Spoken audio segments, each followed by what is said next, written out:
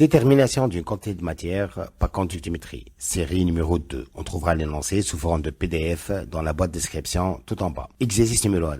Alors, l'hypocalcémie, manque de l'organisme en calcium, peut être traité par injection veineuse d'une solution S de chlorure de calcium CaCl2. Alors, pour doser cette solution contenue dans une ampoule, on dispose d'un montage conductimétrique et des solutions étalons de chlorure de calcium. La courbe de la figure ci-contre représente l'évolution de la conductance G des solutions étalons en fonction de leur concentration molaire C. Premièrement, petit a, schématiser le montage conductimétrique. Petit b, préciser les facteurs ayant une influence sur la valeur de la conductance G. Deuxièmement, le contenu d'une ampoule a été dilué 100 fois. L'intensité du courant dans la solution diluée est I égale à 5,6 mA. Lorsque la tension au bord de la cellule conductimétrique est U égale à 2 volts, montrez que la conductance G' de la solution diluée est égale à 2,8 mS. Troisièmement, déterminer graphiquement la valeur de la concentration de la solution C' de la solution diluée. Quatrièmement, en déduire la valeur de la concentration C de la solution S injectable. Cinquièmement, déterminer la valeur de la masse M de chlorure de calcium contenue dans la solution S de volume 10 ml. On donne masse molaire de chlorure de calcium CaCl2 est égale à 111 g mol moins 1.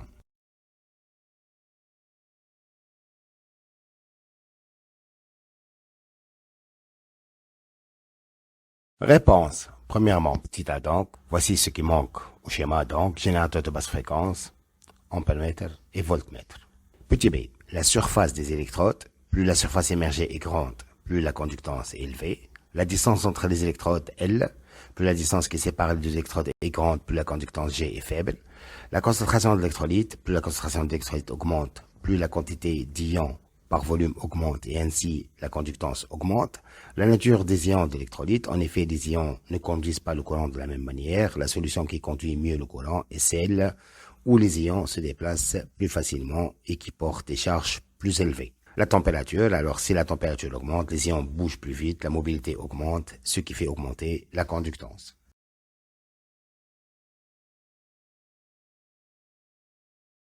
Deuxièmement, la conductance G égale à I sur U. Donc G égale à 5,6 10-3 sur 2, ça fait 2,8 10-3 secondes. Donc G égale à 2,8 millisiemens. Troisièmement, d'après le graphe pour G égale à 2,8 millisiemens, on a C' égale à 4,8 10-3 mol/litre moins 1. Alors quatrièmement, on a la concentration S', la solution S' a été diluée 100 fois, donc C' égale à C sur 100, donc C égale à 100 fois C', donc ça fait 0,48 mol/litre moins 1. Cinquièmement, la concentration C égale à masse sur masse molaire fois volume. Donc, masse égale à C fois volume fois masse molaire. Ça fait donc 0,48 fois 10-3 fois 111. Ça fait donc 0,5328 grammes.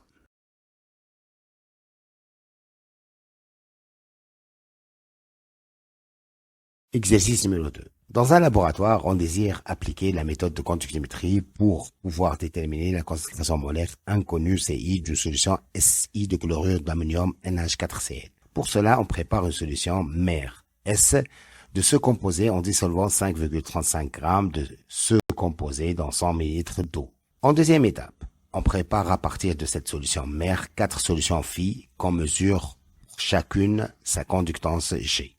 Les résultats de mesure ont permis de tracer la courbe G égale à F de C, donnée par la figure, voir feuille annexe à rendre avec la copie.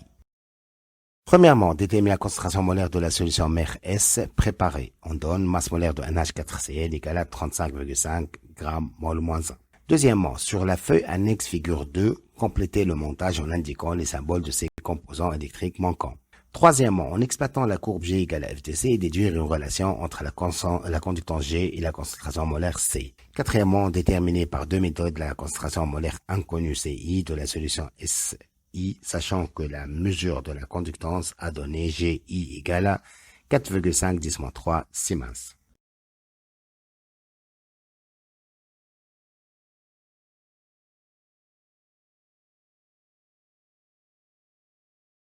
Voici l'annexe donc à remplir donc le nom du composé 1, 2 et 3.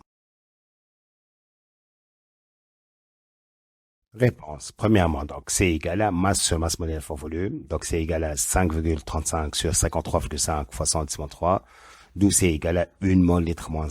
Deuxièmement, donc le composant 1 est branché en série, donc c'est un ampèremètre. le composant 2 est branché pour alimenter tout le circuit, donc c'est un GBF. Et le composant 3 est branché en parallèle, donc c'est un voltmètre. Troisièmement, alors G égale F de C est une fonction linéaire d'équation, donc G égale à K fois C, où K est la pente, d'où K égale à G2 moins G1 sur C2 moins C1. Ça fait 4,5 10 moins 3 moins 0 sur 4,5 10 moins 2 moins 0. Ça fait 0,1 Siemens litre mol moins 1. Et ainsi G égale à 0,1 fois C. Deuxièmement, la première méthode. Donc G égale à 0,1 fois C. Donc C égale à G sur 0,1. Donc ça fait 4,5 10 moins 3 sur 0,1. Ça fait 4,5 10 moins 2 mol litre moins 1. Deuxième méthode. D'après le graphe, donc, pour G égale à 4,5 10 moins 3, on a C égale à 4,5 10 moins 2 mol litre moins 1. Yeah!